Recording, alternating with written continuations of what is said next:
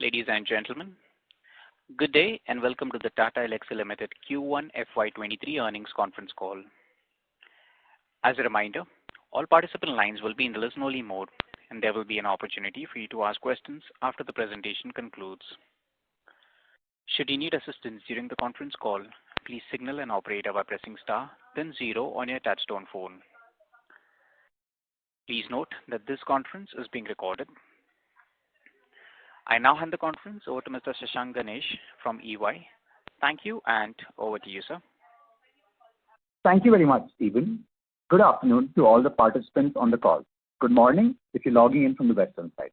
Before we proceed to the call, let me remind you that the discussion may contain forward-looking statements that may involve known or unknown risks, uncertainties, and other factors. Therefore, it must be viewed in conjunction with the business risk that could cause further result performance or achievements that differ significantly from what is expressed or implied by such forward-looking statements. To take us through the results and answer your questions today, we have the senior management of Tata Elxsi, represented by Mr. Manoj Raghavan, Managing Director and CEO, Mr. Nitin Pai, Chief Marketing and Chief Strategy Officer, Mr. Gaurav Bajaj, Chief Financial Officer, and Ms. Kaveri Sriram, Company Secretary. We will start the call with a brief overview of the past quarter by Mr. Raghavan, followed by a Q&A session. We would appreciate your cooperation and restricting yourself to 2 questions to allow participants an opportunity to interact.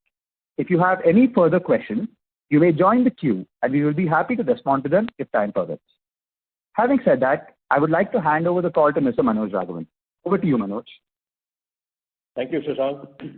Good afternoon to everybody, and thank you for joining us today, and hope you and everyone in your family is safe and healthy. I'm happy to report that we had a robust first quarter performance.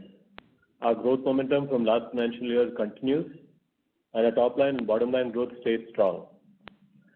Our revenues for operations for the first quarter was rupees 725.9 crores, growing 6.5% quarter on quarter and 30% over the same quarter of the previous year. This growth was predominantly volume-led. Our EBITDA margin for the period was 238.2 crores, growing 7.6% quarter on quarter and 58.8% year on year.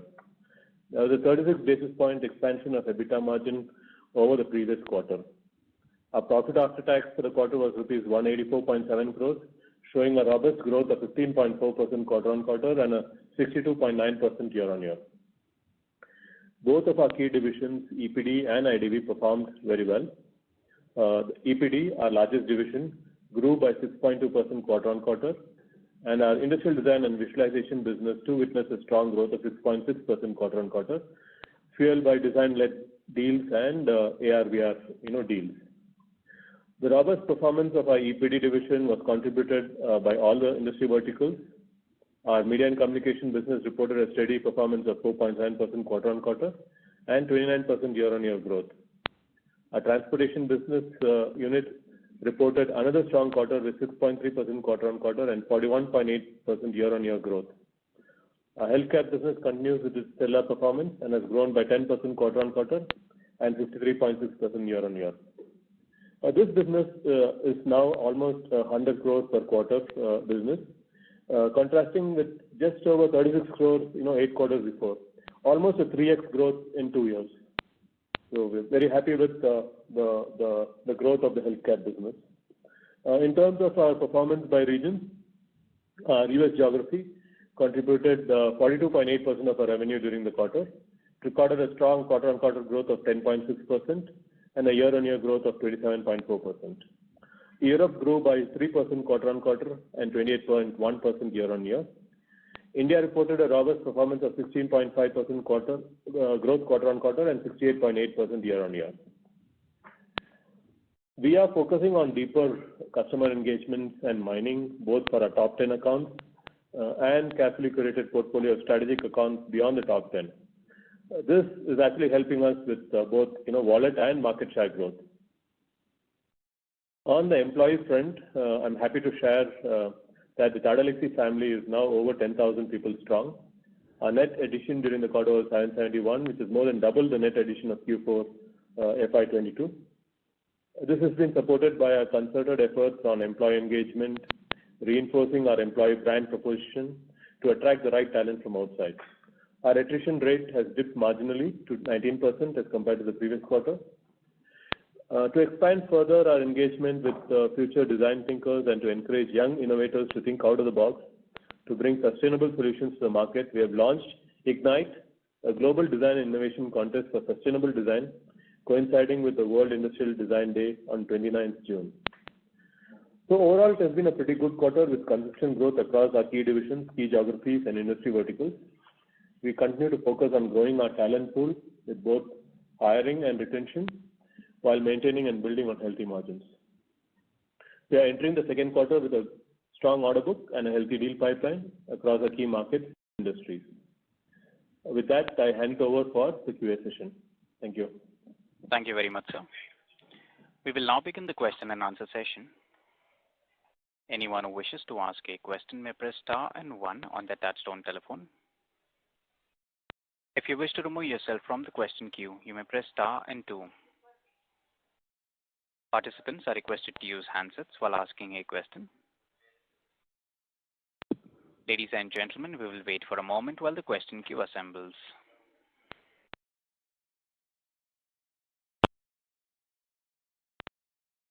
The first question is from the line of Bhavik Mehta from JP Morgan. Please go ahead. Thank you, and congratulations on a great set of results once again.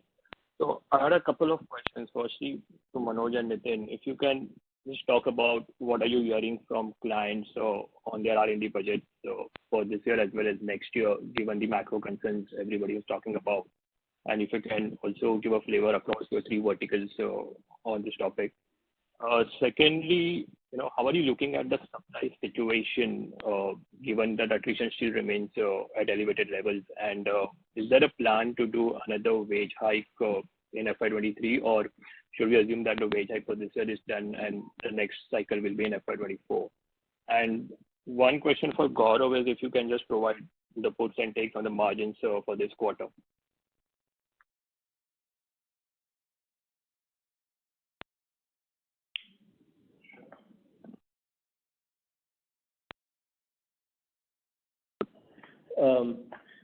So I think regarding your first question regarding what we are hearing from the market and from customers, I think yes, we all are aware of the macroeconomic situations, the war, and so on and so forth, right? Inflation in the US and so on. But I think so far we have, we are a very niche engineering service provider, working on the ER&D business.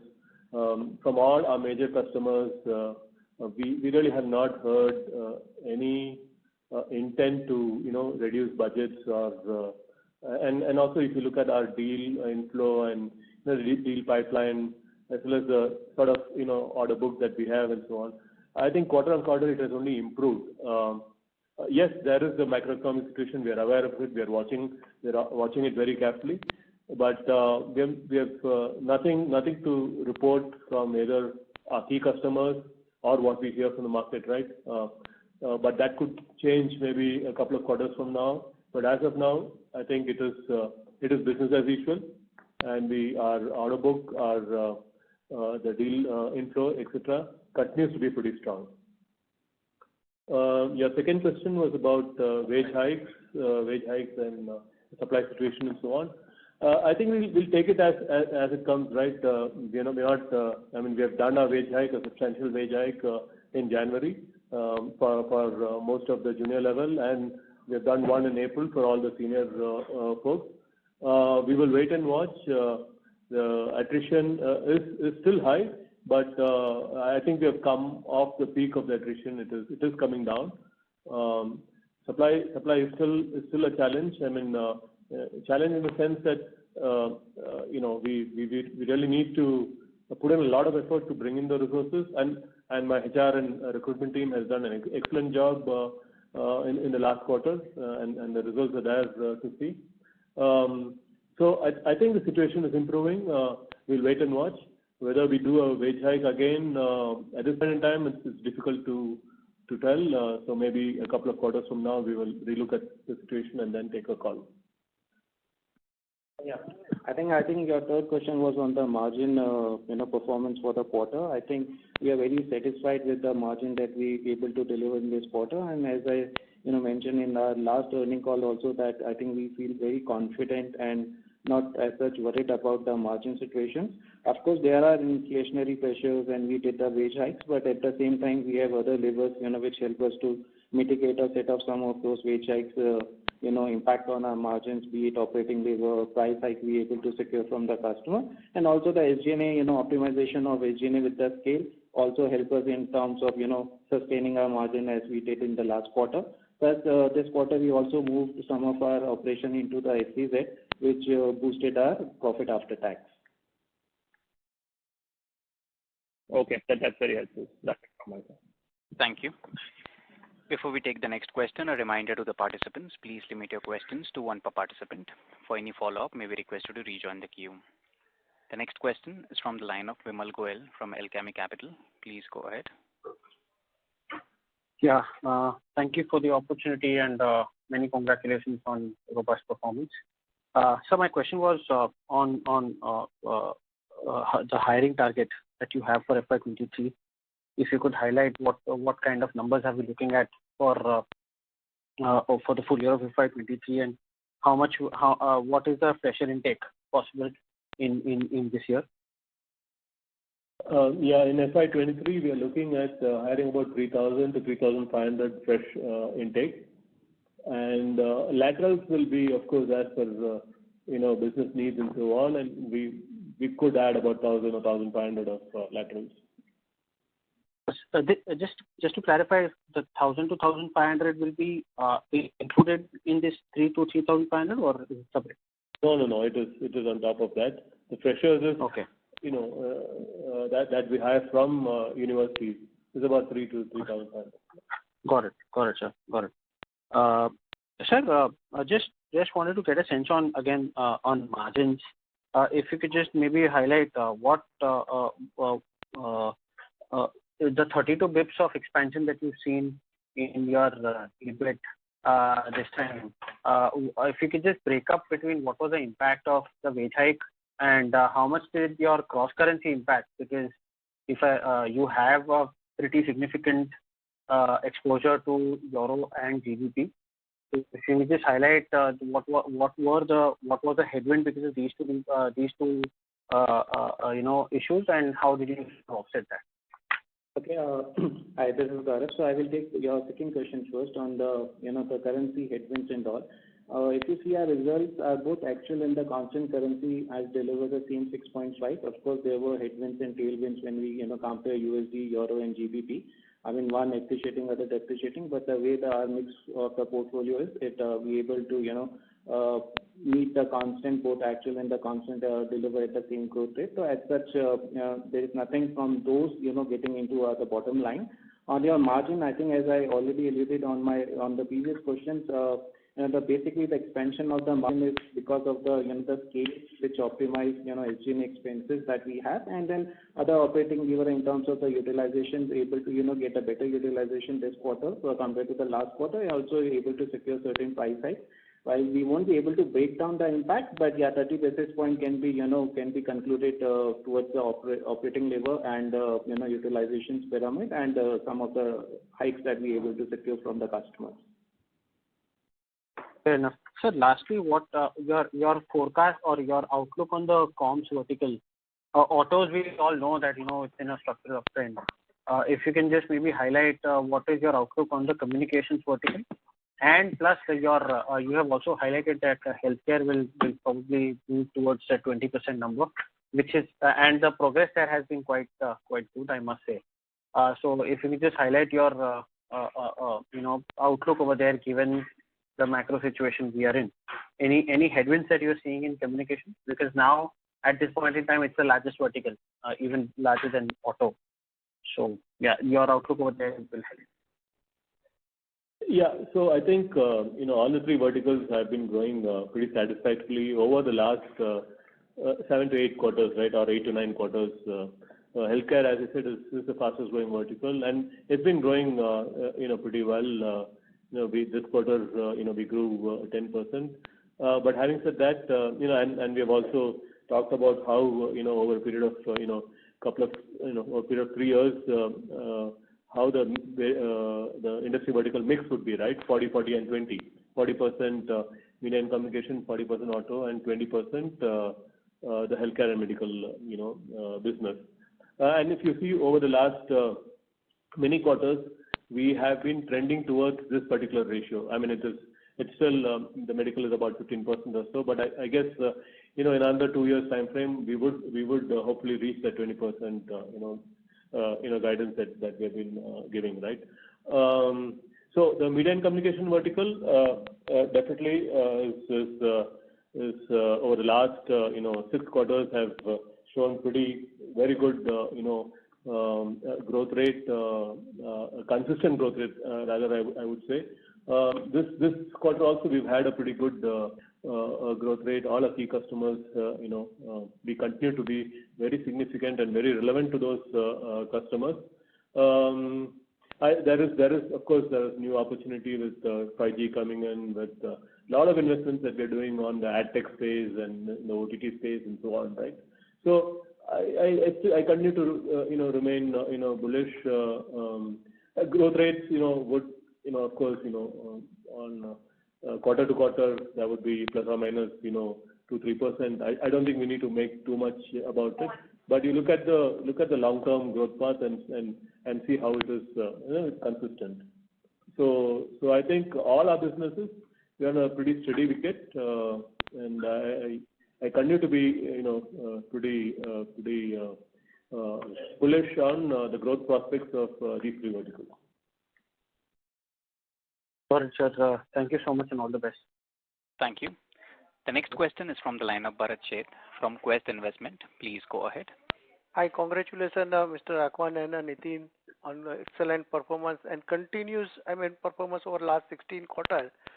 So, Raghavan, if we have to look into other players like who are also in engineering R&D, their growth is pretty much low than what we are doing, and their margin is also. So, what exactly we are doing differently from them? So that is, giving this kind of a confidence that we are talking. Thank you, Mr. Bharat Sheth. You're asking me to disclose something very confidential, and how do I do that? No, sir. If you can give some color or broader out. Points. Whatever color I give, I'll not be able to answer that question, right? It doesn't make sense to answer that question in a public forum like this, right? Yes, we have our strength, we have our capabilities, we are focused. We have a very strong, execution, methodology. Where we plan for the long term and we execute our strategies very, very carefully, and we stay consistent, right? Correct. That's the key for our, execution. Yeah, Mr. Sheth, maybe I can just add a little. Yeah, I'll be grateful. Yeah, now I would only suggest that one should look at it as a combination of factors and levers, right? Because it is never one single thing that contributes to success. It's really the combination of these. So therefore, if you look at how we have driven the focus on 3 key verticals, rather than saying do only one because then you're subject to huge market risk versus many where you're then subject to a lack of attention and focus. So we have picked a set of verticals. We believe that there is enough growth and space in these verticals to grow, and we are investing in them deeply. 2, we are also looking at the maturity of a delivery process, right, which is again very differentiated. And that maturity results in the ability to drive offshore, because it is not offshore just because you want it offshore. It's sometimes also offshore because the customers trust you to be able to deliver. So if you look at that offshore on-site ratio, if you look at how we are driving fixed bid concentration, again, not too much. The idea is not to become 100% fixed bid or 100% time material. I think it's the combination of these 4 or 5 elements that you'll find reflecting in 1, growth, and 2, margins. Okay. And Nitin, taking forward this, how much this new designing will add as a capability to be a more, right from the inception stage, concept level stage with the customer to deliver. Yes, so Mr. Sheth, I would encourage that this should also be treated as one more element of what drives that overall growth and margins, because design by itself will not drive all the growth. Correct. We look at it as one more lever where you're able to say, why is Tata Elxsi different from the others? Because we're able to look at the customer experience part of the objective of the customer. We're also able to look at what products need from a perspective of human-centric design that will make it more desirable or more successful. So in that sense, it gives us a differentiation when we stand there in front of the customer along with the same set of other ER&D companies that you're referring to. The second is, it also allows us to add a little more value to the success of the customer. Success of the customer is not just in schedule, quality, time, and that project that we did well. It's really in the success of the product when it goes to market. So I think it's just those little things that add, if I may say, that the masala that makes it more tasty. Okay. For lack of a better comparison. Well, and last question on this quarter particular, our India business has grown substantially. So how do we look at India business quarter on quarter, which has gone? So do we see this sustainability of India business, also becoming a larger pie? India business is a combination of factors, right? Of course, if you look at it, our SI business has grown.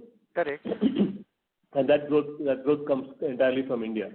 Okay. So that has also contributed to the overall, India business growth. Of course, we work with a lot of the captive, MNC customers here, and that business has also been growing pretty well for us. Thank you, and all the best, both of you. Thank you. Thank you. Thank you so much. Before we take the next question, a reminder to the participants. Anyone who wishes to ask a question may press star and 1 at this time. The next question is from the line of Ravi Naredi from Naredi Investments. Please go ahead. First, congratulations on our market cap now 50,000 crore, which show Manoj and your team how you are dedicated for working of the company. Sir, my next point, the tax rate is in this quarter is 19% versus 27% in March. So what is the reason behind that? Hi, this is Ravi. This is Gaurav. Yeah. I think I answered part of it in my, to your first question.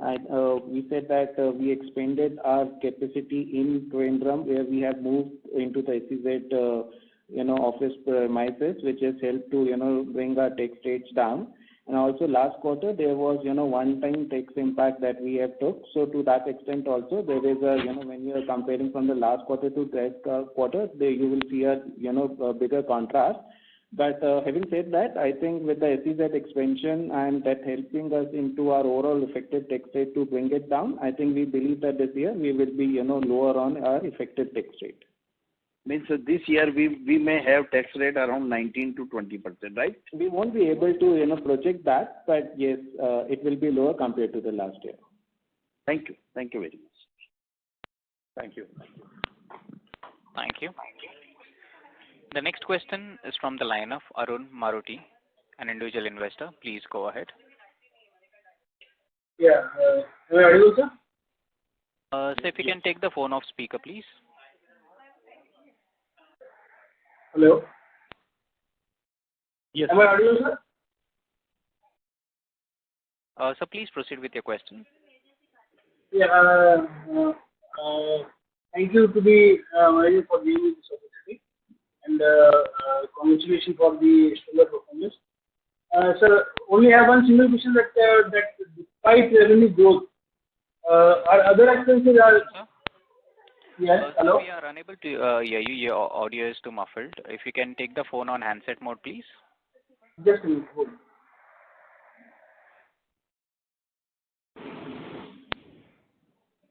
Yeah, am I audible now?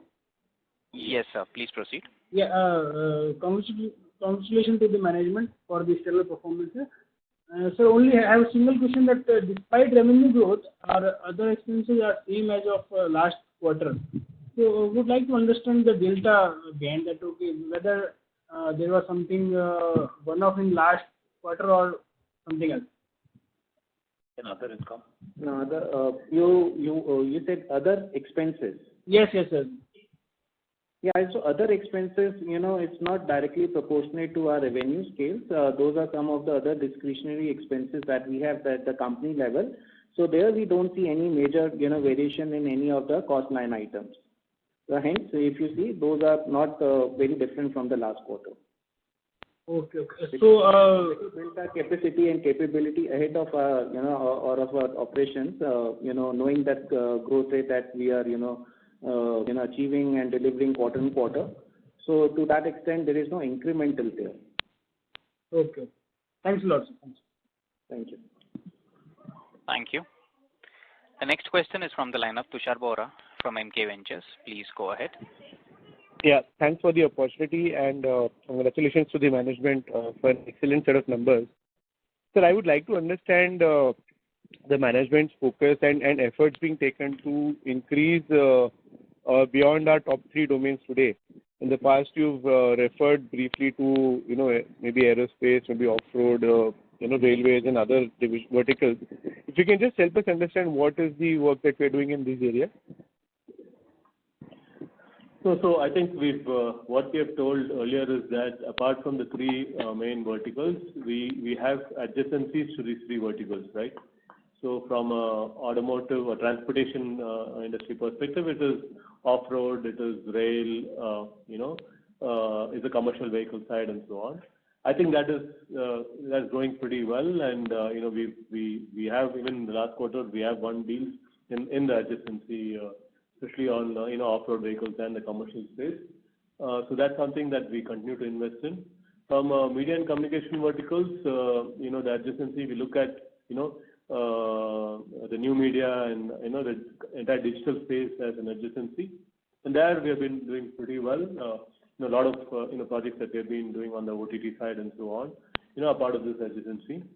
From a medical and healthcare side, yes, again on the digital side as well as on the pharma side, we have been investing in, and that also we have launched TE Engage, that's our digital health platform, and that's part of this overall strategy for the adjacency.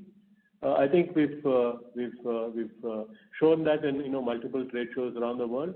Good traction building, and I think we are pretty satisfied with the adjacency framework that we have built, and we believe over the next 3 to 5 years we will see decent growth from these adjacencies, which essentially is to de-risk the main industry vertical that we are in, just in case those industry verticals go through any macroeconomic situation and so on. So I think from that perspective, we are pretty well covered, and I think I'm pretty satisfied with the growth that we see on all these 3 adjacencies. And so, we are also looking at a few other areas that we are investing in, whether it's on the industry 4.0 side, manufacturing side, and the entire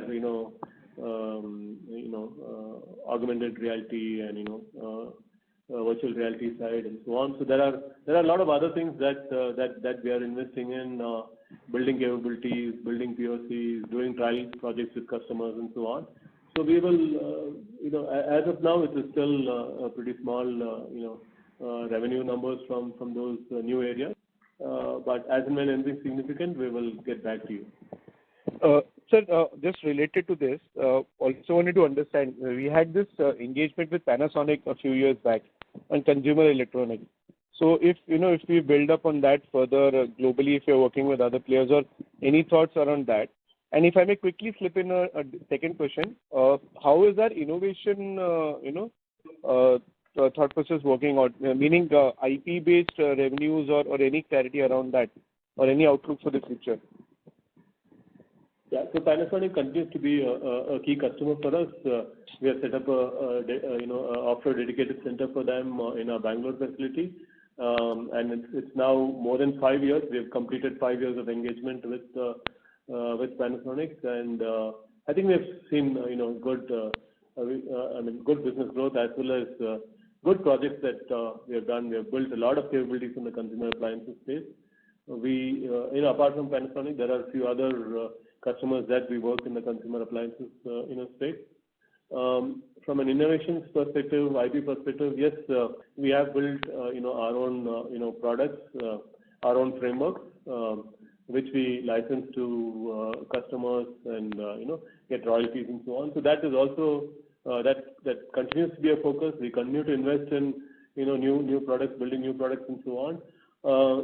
But again, from a revenue perspective, it is still not very significant to report. It's less than 5%.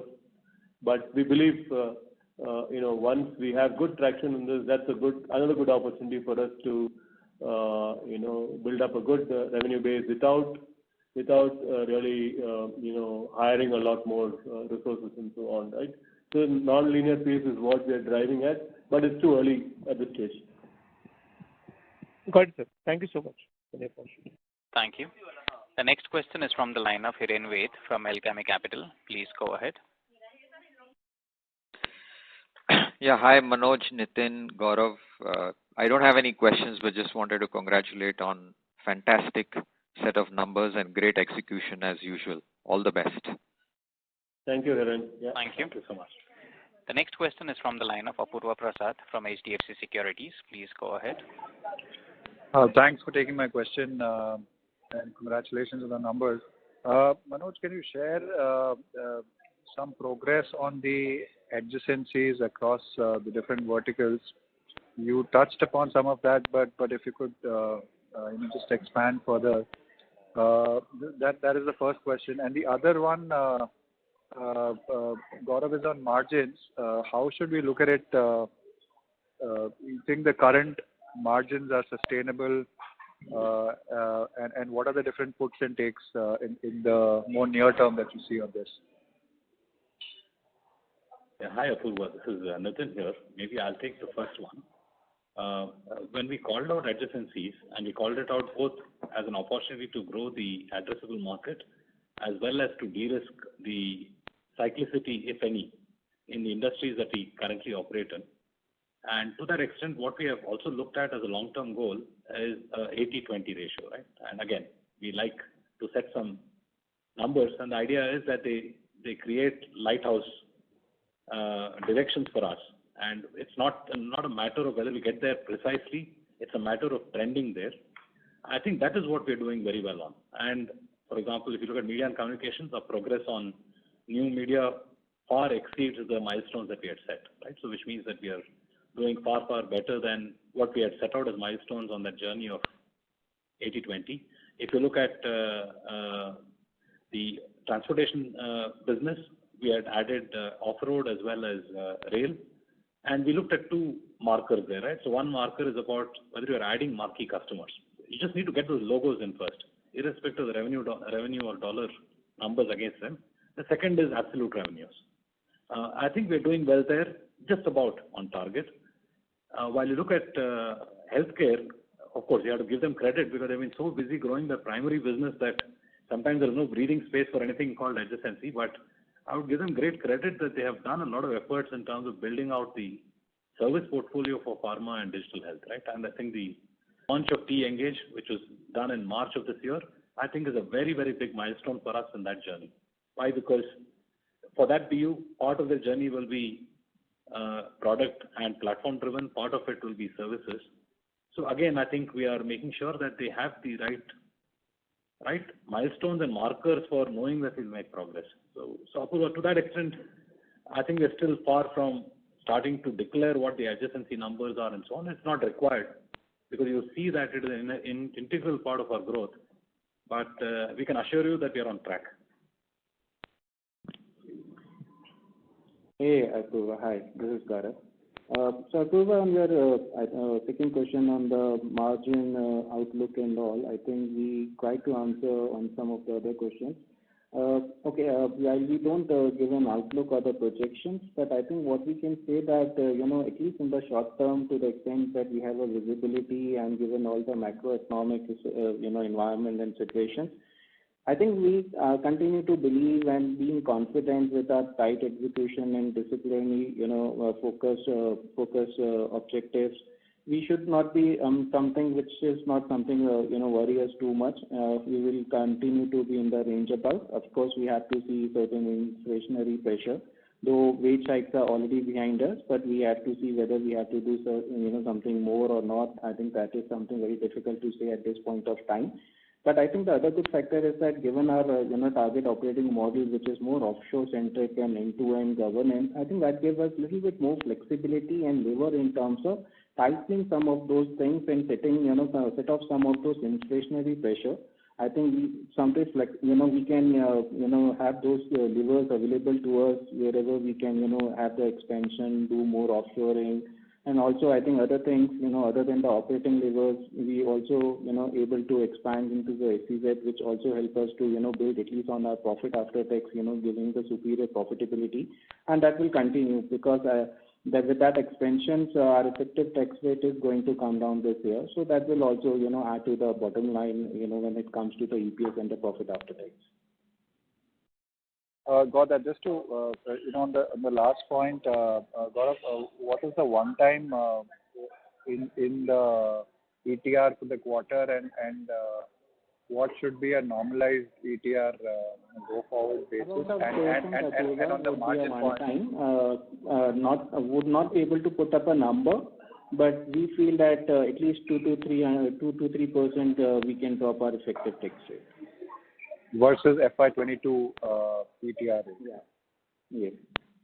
Okay. And just on that margin point, so based on your medium-term outlook of the delivery mix, do you think this 32% plus is a more sustainable, normalized level, or do you envisage additional increments and scope to bring this the margin structure down? No, I mean, as I said that it is going to be the range about. We don't feel that there will be a significant change or the variation from the current level. Of course, there could be certain expansion, certain discretionary expand that may come back, but there are a lot of currently there are a lot of macroeconomic things that has to be taken into account. So from short to medium terms, I think it should be okay. I think we were comfortable there. Got it. Thanks, Nitin, for the detailed answer. Thanks, Gaurav and Manoj. All the best. Thank you. The next question is from the line of Rohit Ingole from First Global Securities. Please go ahead.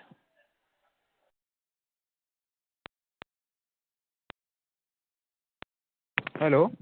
Yes, sir. Please proceed with your question. Can you hear me? Yes, we can. Yeah.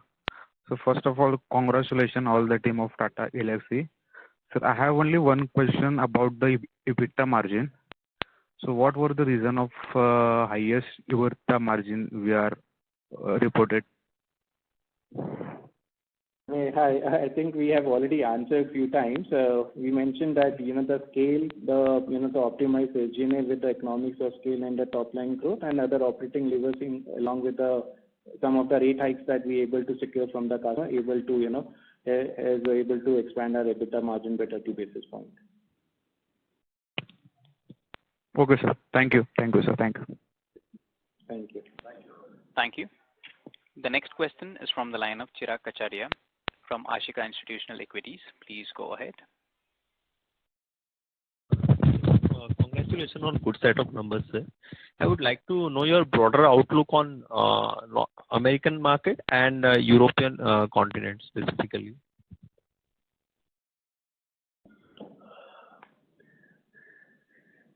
Yeah. So I think So as I talked earlier, right? From broadly both U.S. and the issues are different in both the markets, right? U.S. right now is it's a high inflation scenario. People talk that there is going to be a recession, but then if you look at it, everybody has a job. The job market is very, very hot, and at the same time, people say recession is happening. So there's a little bit of a contradiction there. Similarly, in Europe, the issue is more about the war and the macroeconomic situation out there, right? But having said that, again, we are still a small to a medium-sized organization. From our perspective and the revenues that we deliver, right? I believe these factors really don't play too much of a role for us. Our customers, we've not heard anything from our customers that they're going to reduce the spend or they are stopping some projects or any of that.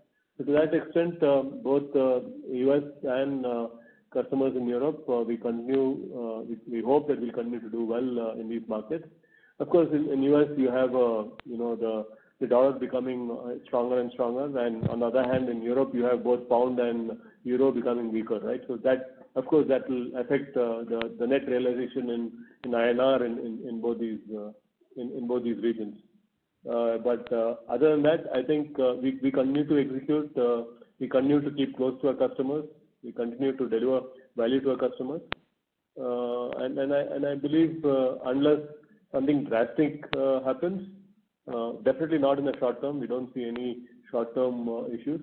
But mid-term to long-term, again, there are a lot of factors, including how this war will continue and the effect of that on the overall global economy and so on. But whatever happens, it won't be that it's something very specific only to Tata Elxsi. We will still, I believe, will be better off than a lot of our competition or other players in the IT industry, right? So whatever affects them will affect us also. Okay, sir. I have one more question, if you allow me. Can I ask, or shall I come in later? Go ahead, please. Yeah. Sir, I have a question in terms of the constant currency calculation, because the normal growth and constant currency both in similar range. So if you share some highlight on the mechanics of this calculation. I think Manoj also touched based upon that USD appreciated and became strengthening day on day. On the other hand, if you see pound and GBP and some of the other currencies, those have been depreciating. Given the mix of the portfolio and the revenue we recognize this year, I think both kind of played off to each other, and hence actual and the constants are coming similar. Okay, sir. Fair enough. Thank you so much, and best of luck. Thank you. The next question is from the line of Dipesh Mehta from Emkay Global. Please go ahead. Thanks for the opportunity. A couple of questions. So just want to get clarity about salary hike. Salary hike we gave from effect from April, and it is fully given, or certain set of employee only hike was given? No, so I think we gave first salary hike for all the juniors, almost 60-70% of the staff from January in the beginning of the year, and the remaining set of staff was given a salary hike in April. So it is fully done. Okay. And if I look, let's say this quarter, your employee expenses grew less than your headcount growth. So in a way, it is not getting captured in terms of inflation. So can you help us understand what explains that part? No, I think if you see the personal cost, it is inclusive of both the wage hike that has been done for the for the middle and the senior management this time, and also includes the incremental headcount that has been added during the quarter.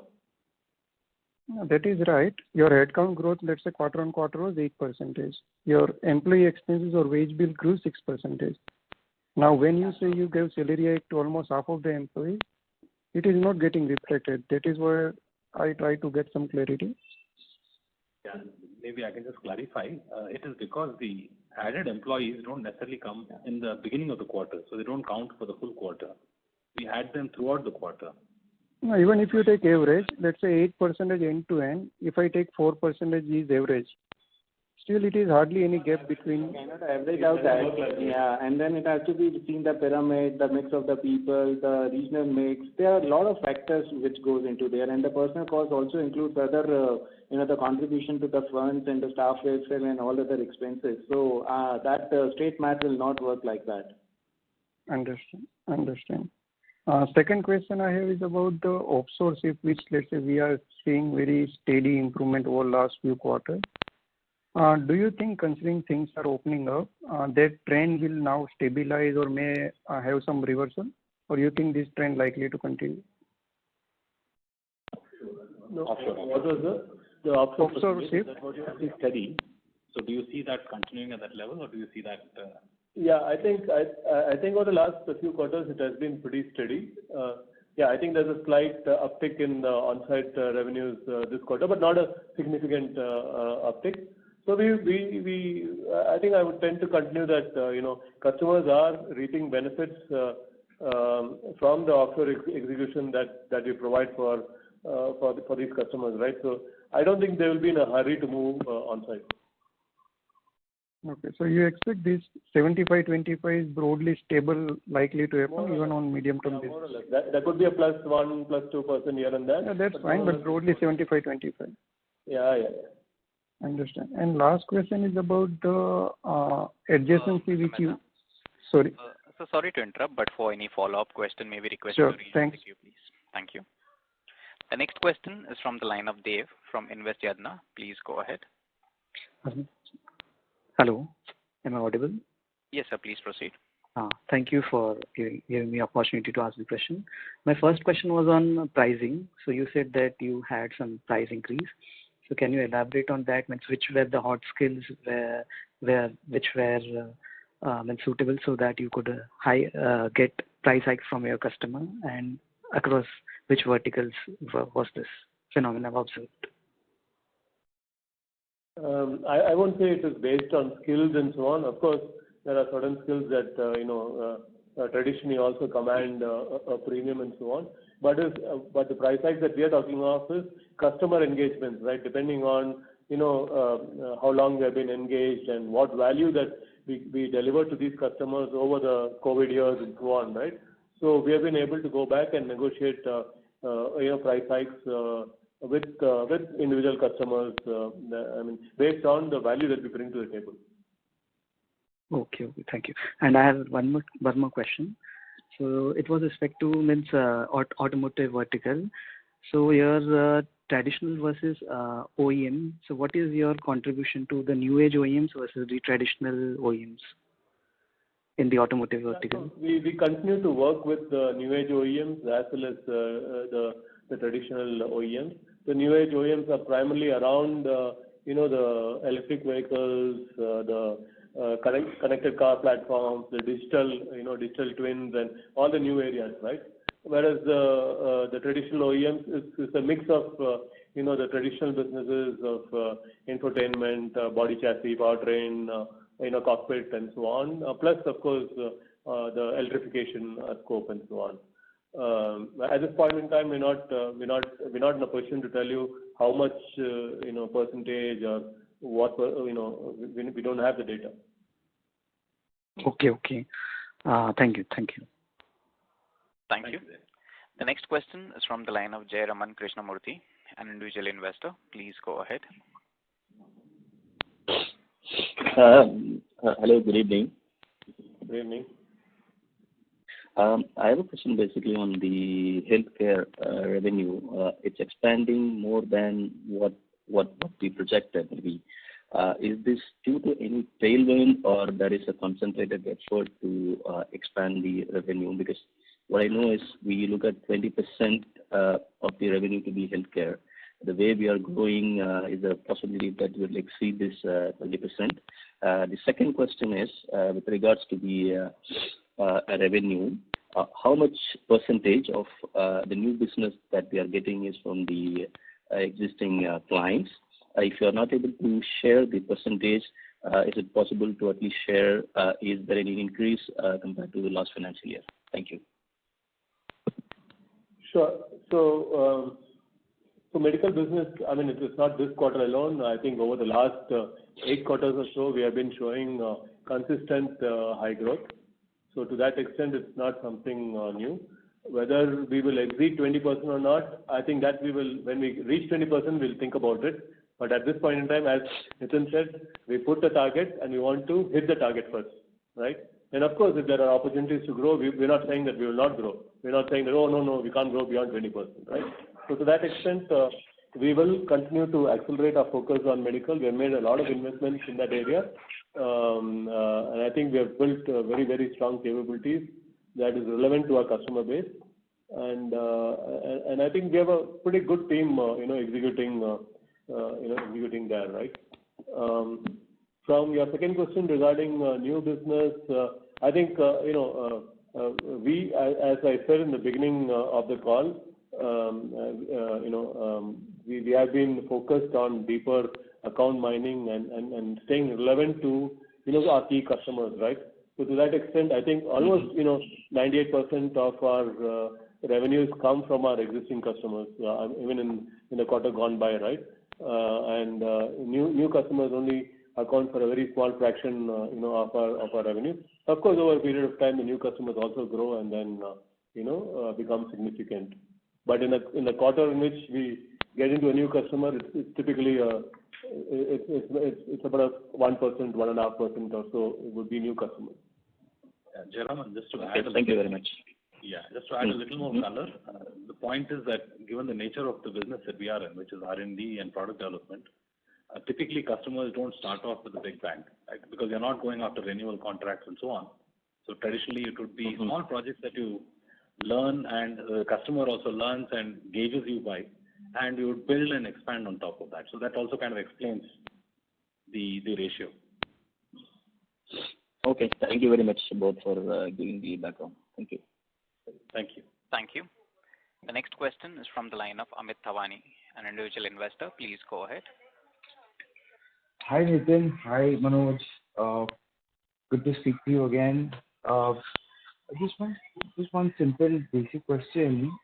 The annual report mentioned about 3 more industries. One was the semiconductor, second one was the telecom, and the consumer electronics. I was just because in our presentation we don't include that, so I'm just wondering in which segment would these 3 come in? Right.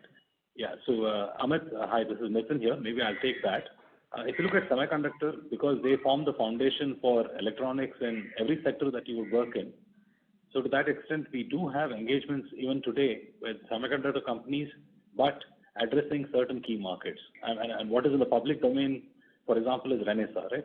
Where we have been working with them on automotive electronics, and we've also announced a next generation EV Innovation Center, which builds on top of silicon from Renesas and then brings in software that we develop. There are similar relationships when it comes to 5G and telecom. There are similar relationships when it comes to healthcare. So that is the semiconductor piece. Telecom is an integral part of media and communications. So when you look at media and communications, that's what we call the vertical. Telecom is that communications piece, right? We do not say telecom only for the reason that nowadays telecom players are also media players. They offer triple play, quad play, and so on. So that's why we call the vertical media and communications. As far as consumer electronics is concerned, it partly reflects in media and communications because there is some amount of consumer electronics that's involved in media, right? Because when you work on set-top boxes, when you work on gateways, fundamentally we're working on consumer products. Part of it gets reflected in design. Got it. That's it. I have no other questions. Thank you. Thank you. The next question is from the line of Vimal Goel from Alchemy Capital. Please go ahead. ये साल का number 128 के बदले थोड़ा ज़्यादा हो So your line is in talk. Please proceed with your question. But we won't. As there is no response from the current participant, we move to the next question from the line of Bharat Sheth from Quest Investment. Please go ahead. Hi, Raghavan. Thanks for the opportunity. So in our earlier answer, we said that we plan to add around 3,000 plus kind of a fresher and 1,500 lateral. So that gives, which is almost forming around 40 to 50% of existing headcount. So just this kind of a new hiring, give what kind of a say short to medium term seems to be very bullish. Is that fair understanding? Sir, you have to also take into account attrition, right? So there will be attrition also that we need to plan for, okay. Right? And then of course, this is the target that we have, 3,000 or 3,500 freshers. And in reality, we may end up anywhere between 2,500 to 3,000 or whatever. It depends on how many of them really actually join, right? So while we would target, it's not that 100% of the people would join us also, right? Okay.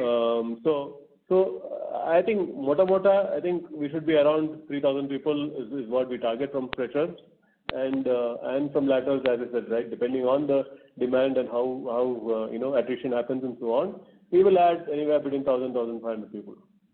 And this kind of addition, do we expect, offshore to go little up in next 4-5 quarters? It's a good percentage for offshore. It could marginally go up, but I think it won't be significant. Okay. And last question on this margin side. Despite we are not adding much revenue from a IP business, but does it really help us to improve our margin where we can deploy same into the client service business? Yeah, we have not yet reached that stage. Right now, our IP, the products that we have, is primarily like helping us get a foot in the door and opening new accounts, new customers, and so on. At a later point in time, hopefully, when some of these are mature products and we get repeat orders and so on, what you say would happen. Okay. And one more question. Mr. Seth, sorry to interrupt, but for any follow-up, may we request you to rejoin the queue, please. The next question is from the line of Khandelwal, an individual investor. Please go ahead. Hi, good afternoon. I just want to understand, right now our employee cost is around 50.38%. So what is the trajectory going in future, the trend? Is it likely to increase or decrease? What is your opinion on it? Yeah, I think maybe that calculation may not be accurate, but I think that trend, employee cost is directly proportionate to our revenue. But I think we have been working on other, products and IP related and non-linear kind of the revenue. So likely it will not exceed the current percentage. Of course, there would be, intervention in terms of the wage hikes and all those things as we, go along, and there could be other things, but it's going to be in the similar range. Okay, thank you. Thank you. The next question is from the line of Mayur Matiani from Mahesh Kumar and Company. Please go ahead. Thanks for the opportunity and congratulations to the management on excellent set of numbers. I have two questions. One with related to our revenues from Asia apart from India. So it has been declining as a percentage of revenues. So is it by choice that we are focusing on other regions and that is why our revenues are lower, because Asia being a big market for automotive and communication. So what would be your take on that? And my second question would be on the initial response we have got on our new healthcare platform. Healthcare platform. Okay. Yeah. So coming to revenues from Asia, yes, it has been declining. I think especially revenues from China has come down because China has been hit by COVID really badly. People are not being able to travel to China. There is no, even within China, there are a lot of restrictions and so on. And similarly, I think both revenues from Korea and Japan also have come down. I think all these countries, the macroeconomic situation is not that good, and customer spend and customer, that confidence is also down there in that particular market. So I think naturally we don't see any large opportunities or big deals that are coming from that part of the geography. So yes, revenues are down, but at the same time, for us, from our perspective, the other major markets, Europe and US and India, has been growing very, very rapidly. So from our management focus also, we have been focused to really grow, the other geographies. But at some point in time, definitely China and Japan and Korea would also come up, and then hopefully in the near future we will see growth there. And Mr. Matiani, just taking up the second question on the healthcare platform. This is Nitin here. I just wanted to clarify that we've kind of announced and launched that just at the end of March, right? So it's just been about 3 months since we've gone actively to market with it. You have to appreciate the fact that a digital platform like that is a fairly big and strategic decision for customers. So in some sense, it does take time to make sure that customers see it, appreciate it, understand it, and then are able to move down the path of assessment and selection. But I think the big side effect for us is the fact that even as we go into greenfield opportunities where a particular target customer does not have a platform and wants to adopt ours, We're also already starting to see the benefits of brownfield, where they have platforms. They are not necessarily going to switch with ours, but they are seeing that we're bringing all the relevant design and digital capabilities that are necessary for such platforms.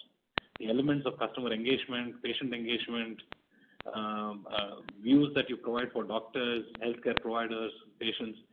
These are digital and design skills that are both compliant to industry standards, compliant to healthcare regulations, and deliver the right experience. So we're already winning projects in terms of services that address digital healthcare platforms for customers, but our own wins are yet to come.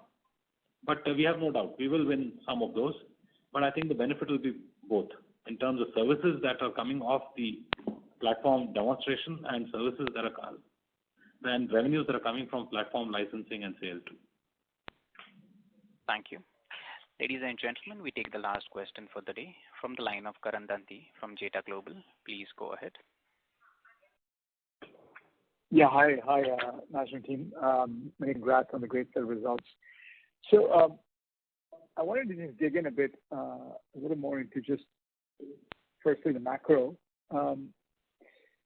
Many software companies in the U.S. have started to see pressure, particularly from Europe. And if you follow the hardware supply chain within, I guess the server complex, you're starting to see some, I would say, some signs that server deployment is slowing. So it's very clear, and I think Morgan Stanley said this on their earnings call yesterday, that there is a prioritization happening where companies are saying, there's certain projects that are prioritized and certain projects that are not. Now, I think we've done really well to orient ourselves, across what I would call mission-critical innovation type projects. So I don't think we've seen any, if at all, impact from this. And there's a good argument as to why that should continue to be the case. But let's take a scenario where, there is a recession in some parts of the world, and the job market does get weaker in other parts of the world.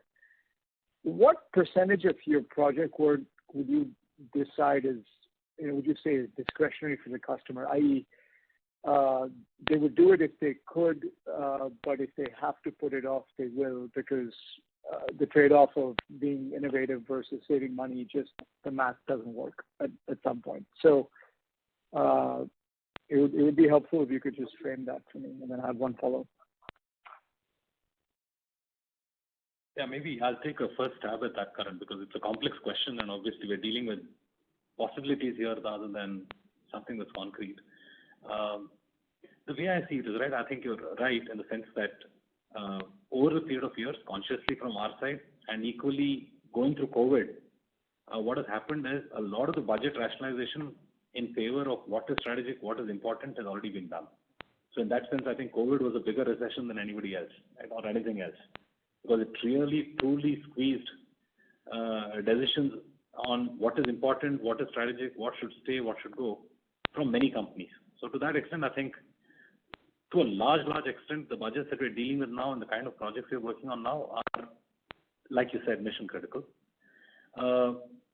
If I were to then extrapolate to say now there is further pressure and customers still need to kind of think of what would they cut down on, I would still say that we stand a pretty good chance. And I'll just justify why that is so. Because if you think about what are their options is to do it in-house. The first option is not to do it at all, in which case there's no debate. Nobody wins. But if their option is to say we have to do something but have to do it at the lowest cost possible, I think we become the most attractive option on the table. Why? Because we are predominantly offshore. We are operating on very, very competitive rates. We deliver ownership and assurance of the objectives that the customer has or the outcomes that the customer has. So in many ways, I think we are a better option for continue, even if it is a reduced continue, than a stop. So all I would say is that unless the decision is a stop, and therefore they're going to fire their own employees or they're going to cut out all the work that they're giving out, we would most likely still be the second last or the last on an option list. I can only envisage our future that way. Yeah, and the only other thing I would say is that, look, these events happen, right? And we have seen it happen when COVID hit us in the first quarter of 2020. We did have a situation where customers did pull the plug and a lot of projects were scrapped and so on. But the good thing about Tata Elxsi is that we have seen this before, and we quickly reoriented ourselves, and we were able to come out of that situation within the quarter, right? Within a quarter, by the next quarter, we were up and running. So I think there is a lot of confidence in the team that in the case of a deep recession and deep budget cuts and so on, we will figure out alternate ways to deliver, to come back and continue our growth, right? So, and we have proven that during the COVID time also. So there is a confidence in the team. Great, thank you. And then my follow-up was, the transport business. Just as you look forward, it seems like there's a growing chorus that the semiconductor shortages are essentially moving in the right direction as slack in PC and consumer has shifted and reallocated towards autos. Did that benefit you in any way?